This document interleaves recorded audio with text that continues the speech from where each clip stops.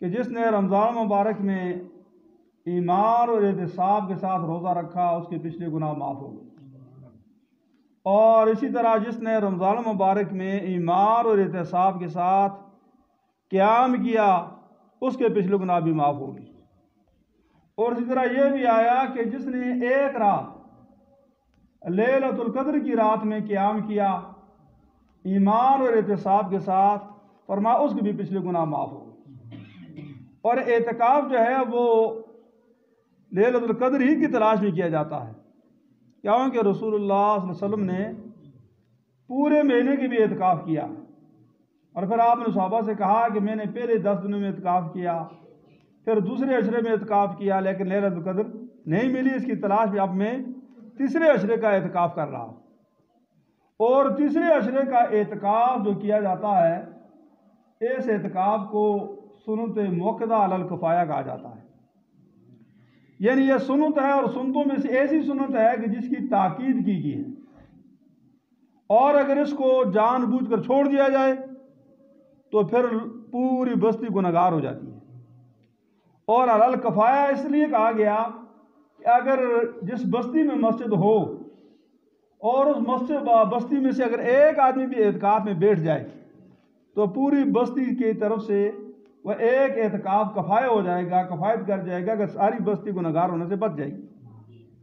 اگر پوری بستی میں کسی مسجد میں کوئی آدمی بھی نہیں بیٹھتا پھر ساری لوگ جو وہ کیا وہ گنہگار ہیں۔ اس لیے یہ آخری عشرے کے اعتکاف سنت موقدہ علی الکفایہ ہے، اور یہ اعتکاف جو ہے یہ در حقیقت رسول اللہ صلی اللہ علیہ وسلم نبوت سے بھی قبل غار حرا میں جو جاتے تھے، تنہائی اختیار کرتے تھے اور اپنے رب سے ہم کلام ہوتے تھے، یہ وہی ایک طریقہ ہے کہ 10 دنوں میں انسان دنیا سے کٹ کر اللہ کی یاد میں لگ جائے۔ لیکن ایک مسئلہ اس میں یاد رکھ لیں کہ موت کا کوئی پتہ نہیں ہوتا، بعض اوقات انسان اعتکاف میں ہوتا ہے، کوئی قریبی رشتہ دار بھی مر جاتا ہے۔ فقہاء نے یہ لکھا ہے کہ انسان جب اعتکاف پر بیٹھے مسجد کے اندر داخل ہو، اگر وہ داخل ہوتے ہوئے جنازے کی نیت کر لے، اگر اس اعتکاف کے دوران کوئی آدمی فوت ہو جائے تو میں اس کے جنازے میں شرکت کروں گا، پھر اگر وہ جنازہ ہو جائے تو پھر وہ جنازے میں اگر اس نے نیت کی ہوگی تو پھر وہ شریک ہو سکتا ہے، لیکن شریک اس حد تک ہو سکتا ہے جس طرح جمعہ کی نماز فرض ہے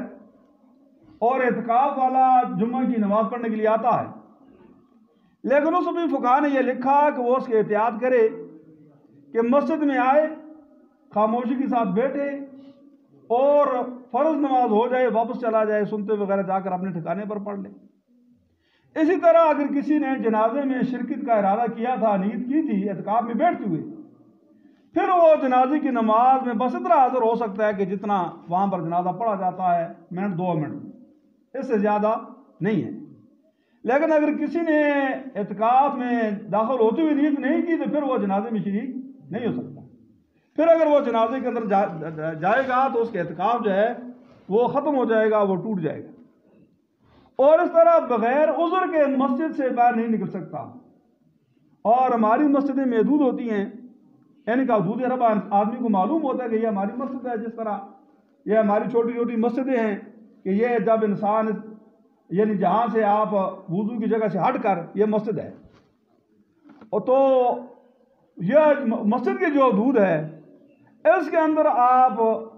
کھا پی سکتے ہیں، تعلیم کسی کو دے سکتے ہیں، کسی سے پڑھ سکتے ہیں، اذان دے سکتے ہیں، تقریر اور وعظ و نشید کر سکتے ہیں،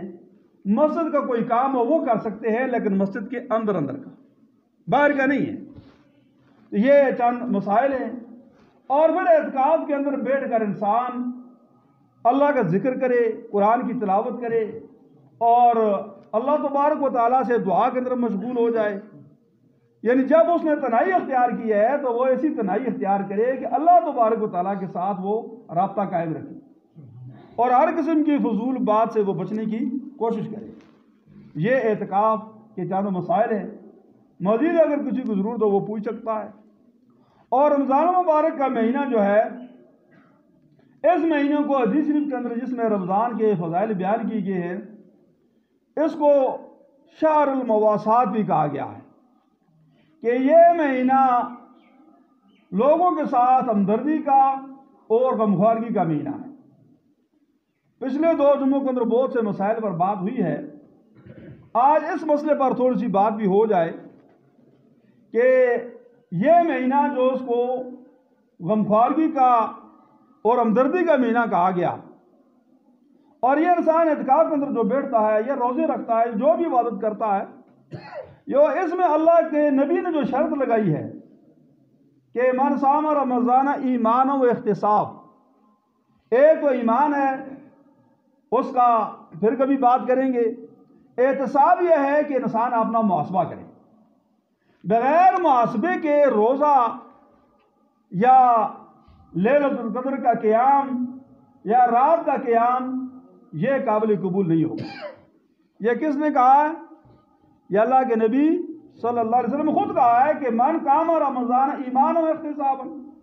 من صام رمضان ایمان و احتسابا، من قام فی لیلۃ القدر ایمان و احتسابا۔ تینوں حدیثوں میں یہ فرمایا، وہ لیلۃ القدر کا قیام کرتا ہے تب بھی، رمضان کا روزہ رکھتا ہے تب بھی،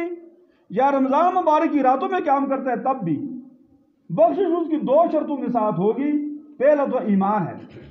اور ایمان کے بعد دوسری چیز جو ہے وہ احتساب ہے۔ اگر وہ اپنا احتساب کرے گا تو اس کو پچھلے گناہ معاف ہو جائیں گے۔ احتساب کیا ہوتا ہے؟ اس کو اردو میں ہم استعمال کرتے ہیں عام، جس طرح ہم حساب کرتے ہیں۔ حساب کیا ہوتا ہے؟ انسان اپنے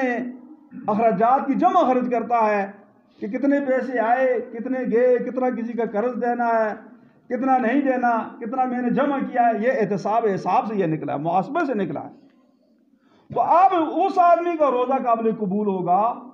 اس آدمی کی قیام اللیل قبول ہوگا، اس آدمی کا لیلۃ القدر کا جاگنا قبول ہوگا، اس آدمی کا اعتکاف قبول ہوگا جو اپنی زندگی کا لوگوں کے حساب نہ لگائیں۔ بڑا افسوس ہے، ہم لوگوں کے حساب لگاتے رہتے ہیں کہ فلاں آدمی اتنا گناہ گار ہے، فلاں آدمی اتنا بے نماز ہے،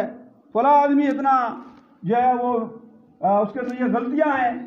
یہ ہم سب کی عادت ہے، ہم سب کے یہ گناہ پایا جاتا ہے، اور یہ ایسا گناہ ہے کہ اس کو ہم گناہ بھی نہیں سمجھتے۔ جبکہ حدیث کے اندر یہ آیا کہ اپنا احتساب کرو، لوگوں کا احتساب نہ کرو، کہ تم نے لوگوں کی جگہ حساب کتاب نہیں دینا، لوگوں نے اپنا حساب دینا، تم اپنی بات کرو۔ اس لیے ہم نے اپنا احتساب کرنا ہے کہ ہمارے اندر جو گناہ ہیں، ہمارے اندر جو غلطیاں ہیں، اس سے پہلے جو گناہ تھے ان گناہوں کو ہم نکالیں گے تو تب جا کر جو ہے ہمارے روزے، ہماری نمازیں اور ہمارا اعتکاف یا جو کچھ ہم خرچ کریں، یہ سب اللہ کے یہاں قابل قبول ہے۔